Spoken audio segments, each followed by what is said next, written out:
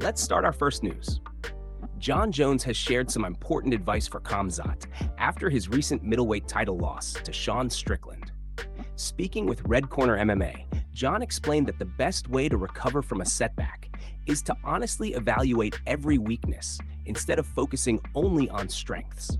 According to Jon, that self-analysis has been one of the biggest reasons for his own success throughout his career. He said that before every fight, he studies his opponent and asks himself one simple question: how can this person beat me? From there, he looks at where his opponent is strongest and where people believe he is most vulnerable. Jon believes that mindset forces a fighter to improve instead of becoming comfortable with the skills they already have. When it comes to Khamzat, Jon praised his overall abilities, calling him an elite striker, a powerful wrestler, and an extremely dangerous competitor.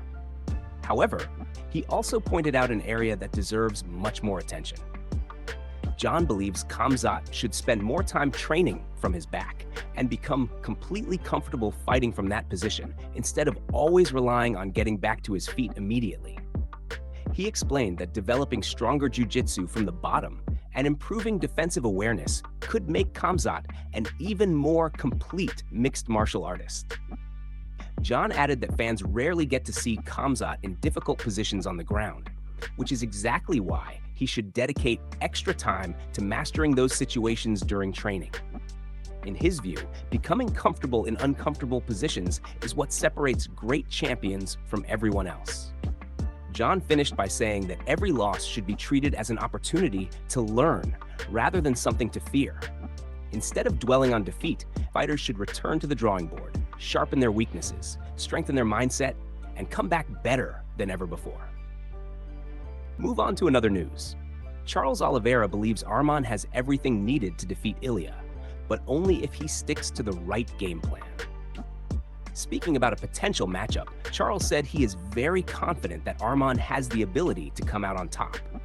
However, he warned that trying to stand and trade punches with Ilia would be a huge mistake because of Ilia's incredible knockout power. Charles explained that he learned this lesson the hard way during his own fight.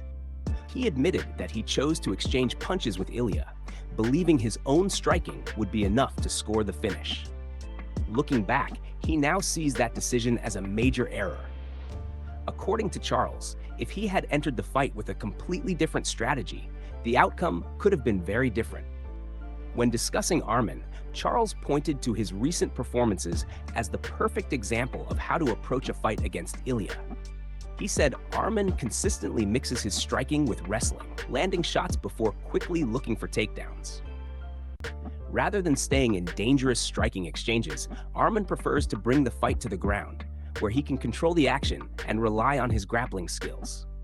Charles believes that taking Ilia to the mat completely changes the dynamics of the fight. On the feet, Ilia's explosive power makes him one of the most dangerous fighters in the division. But once the fight hits the canvas, it becomes an entirely different battle, giving a strong wrestler and grappler like Arman a much better chance to control the pace and avoid unnecessary risks. Charles also admitted that he simply trusted his own punching power too much when they fought. Instead of following a smarter tactical approach, he stayed committed to striking, and he now accepts that it was a mistake. He emphasized that fighters are human, everyone makes errors, and the key is learning from those experiences to become stronger in future fights. Move on to another news. Dustin Poirier and Jorge Masvidal believe Kamaru Usman still has what it takes to make another serious run at the welterweight title. During an appearance on the Deep Water Show, both veterans shared their thoughts on Usman's future following his recent loss to Duplessis. While they agreed the defeat was disappointing, they also felt the result had more to do with the size difference than a decline in Usman's overall abilities.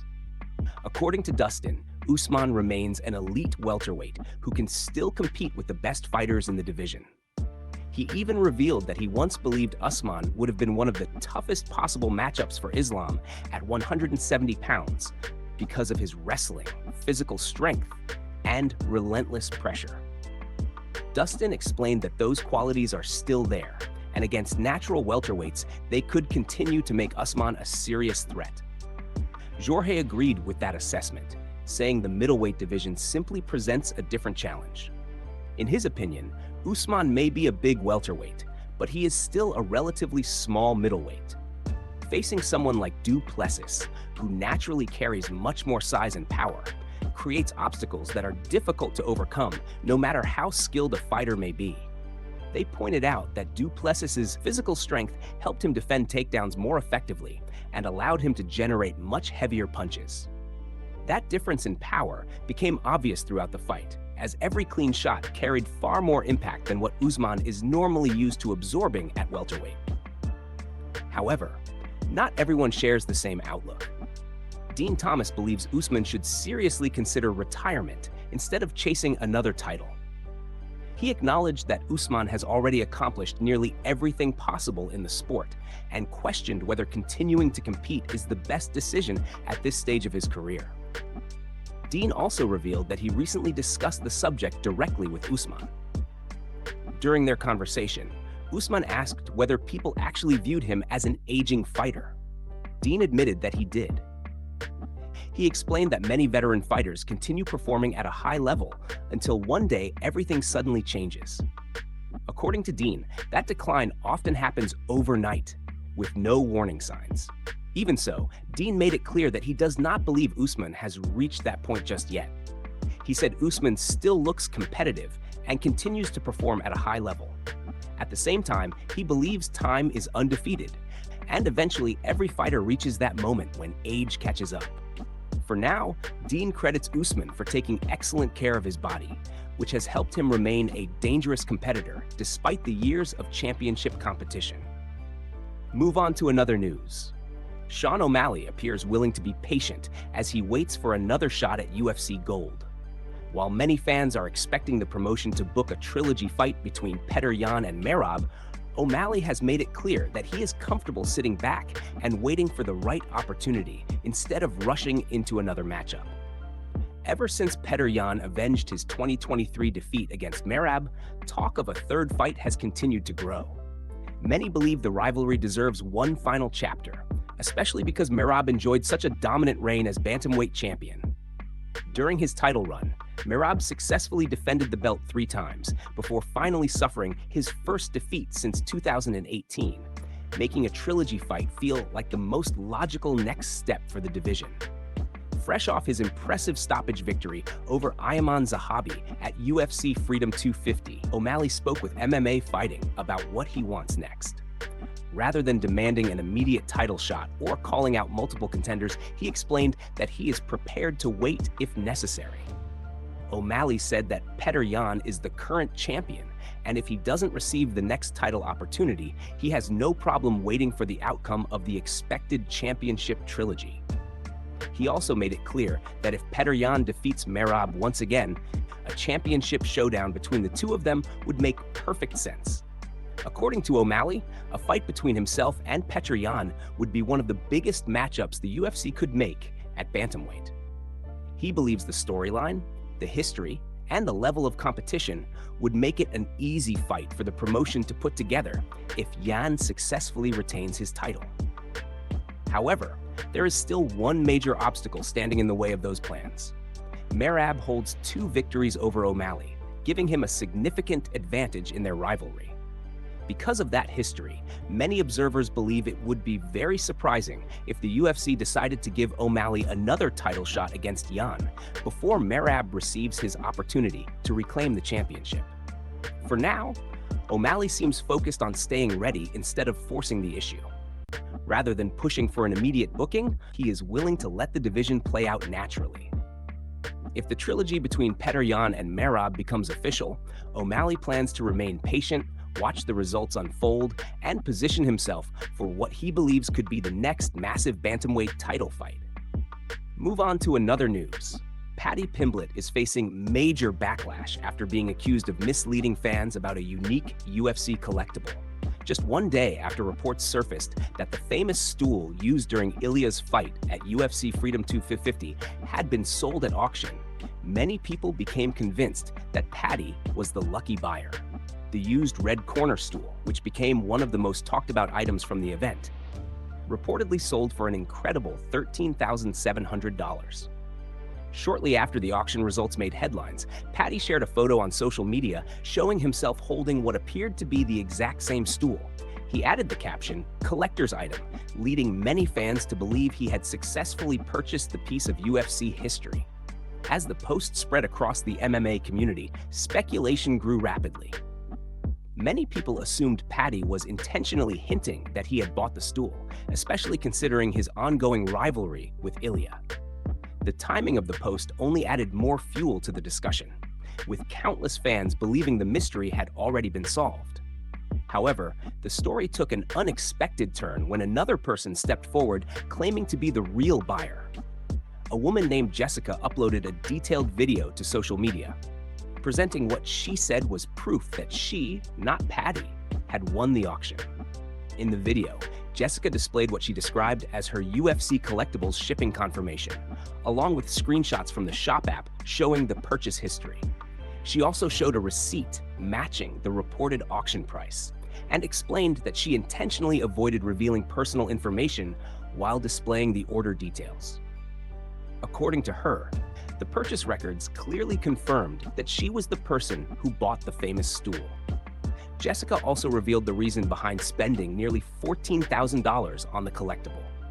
She explained that she is a huge supporter of Ilia and wanted to make sure the stool did not end up in the hands of someone who might use it to mock or troll him online. She specifically claimed she purchased it so that Paddy, or anyone else, would not be able to use the item against Ilia. Her video quickly gained attention, with many fans accepting her evidence as legitimate. As a result, some members of the MMA community began accusing Paddy of creating a false impression by posting the photo and allowing people to believe he owned the collectible. Whether the misunderstanding was intentional or simply the result of fan speculation, the controversy has sparked another wave of debate across social media, keeping both Paddy and Ilia at the center of the conversation. Move on to another news. Garry recently opened up about the advice his mother gave him long before he became one of the UFC's biggest stars. As Ian prepares to challenge Islam for the welterweight title at UFC 330, he reflected on the conversations that shaped his early career during an appearance on the High Performance podcast. According to Ian, his mother never believed that becoming the next Conor was a realistic life plan. Instead, she encouraged him to focus on education and build a more traditional future. Ian explained that she was simply doing what she believed was best for her son, and he has no resentment toward her for trying to guide him in that direction. He revealed that his mother even wrote down her thoughts in a heartfelt letter, encouraging him to stay in college and earn a degree before chasing any ambitious dreams. Wanting to make her happy, Ian admitted that he attended college mainly because she asked him to. He said he wanted to respect her wishes, even though his own passion was always focused on fighting. Ian recalled that his mother repeatedly told him that getting a college degree would lead to a good job and provide the security needed to succeed in life. She believed education was the safest path, especially in a world where only a small number of athletes achieve lasting success in professional sports. Looking back, Ian said he understands why she felt that way, but his own perspective has changed over the years.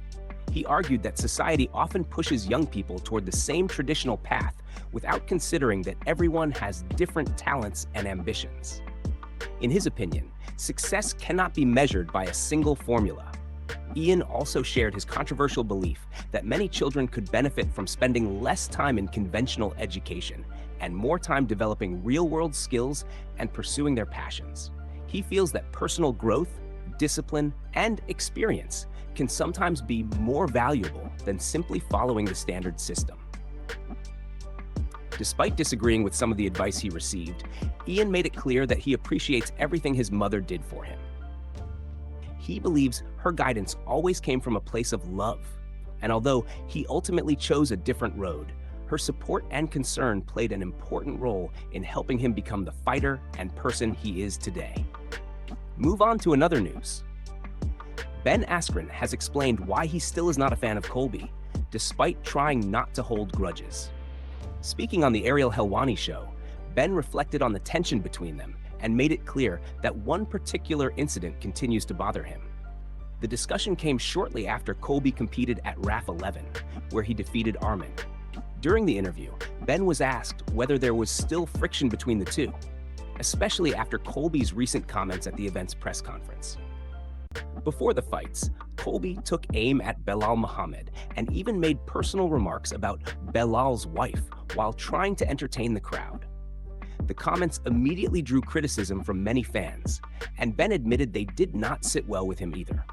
According to Ben, trash talk has always been a part of combat sports, and he understands why fighters try to build hype before big events.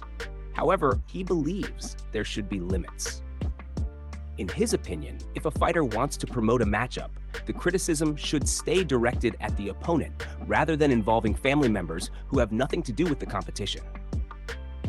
Ben explained that Belal's wife had done absolutely nothing to deserve being mentioned. She was not involved in the rivalry, was not speaking publicly, and was not trying to become part of the storyline. Because of that, Ben felt the comments crossed the line and described them as gross and completely unnecessary.